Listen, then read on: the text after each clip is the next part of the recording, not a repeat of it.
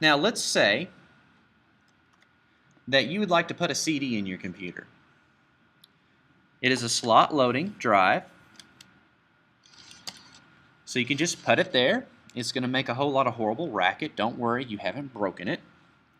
And give it a second, and what it'll do is it'll show you that the CD has been put in your computer over here in the top, usually right corner. You never know where it's going to pop up, but it's usually up here. And if I give it a second, that CD is going to show up once it reads it.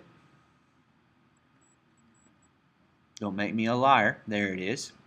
And the way you can open that CD is you can double click it, and it'll open the CD. Now there is another way to find anything on your computer, and it's called the Finder, which is this little guy over here that never goes away. So if you click that, all of your different drives appear over here on the left. Here's your CD, and that's where it is. You can eject the CD by hitting this little button right here, or what I usually do is I'll take the logo of the CD and I'll drag it to where the trash can is supposed to be on the dock, and the trash can turns into an eject button, and when you drag it to that eject button, it's going to say, okay, you want me to eject that CD, and then it's going to eject it. I say it's supposed to. There it goes. And the CD is out.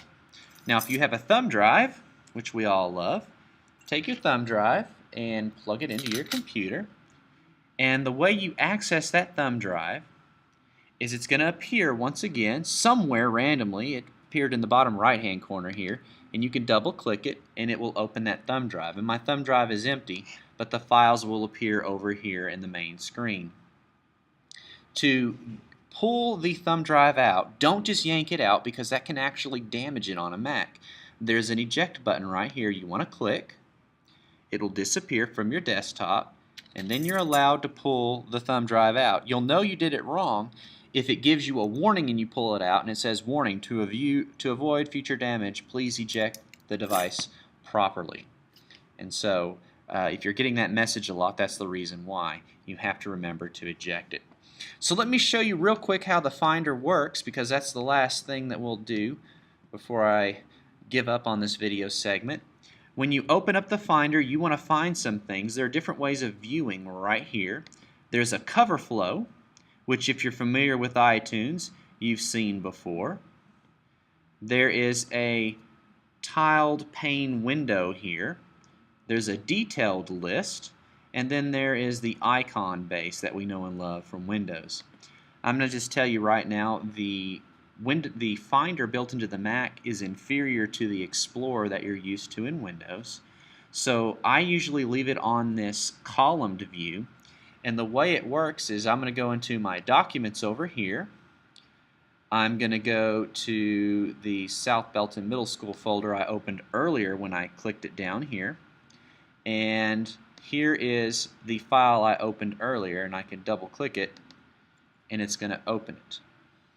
Now the way that I got to this file earlier is I went down here to Documents, and I went to South Belton Middle School, and then I clicked it. And so this is two different ways to get to the same file on the computer. And it does a really good job of giving you previews of what's going to happen over here. And the Mac does some really cool things, like, let me go to a video. If you have a video in your computer, it'll actually allow you to preview that video and make sure it's what you think it is. If your chip pan catches fire, don't panic. Just follow these instructions before you open it. Up here at the top of your Mac are some really handy keys. Now what these keys are going to allow you to do is a few things, like adjust the brightness of your screen. The F1, F2 keys have this little icon right here to adjust the brightness.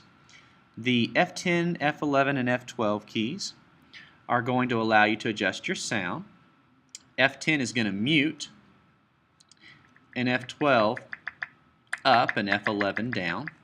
Also, since you have a Mac Pro, the F5 and F6 keys are going to have a little brightness because your keys have a backlit function where they're actually able to light up at night, and that way you can see and type in the dark, because apparently we all like to sit in a dark room on our computer. Anyway, that's the first segment of how to use a Mac, and look for more features to come up in the future. Thanks a lot. Don't forget to email me if you have any big questions, kevin.rasco@bisd.net.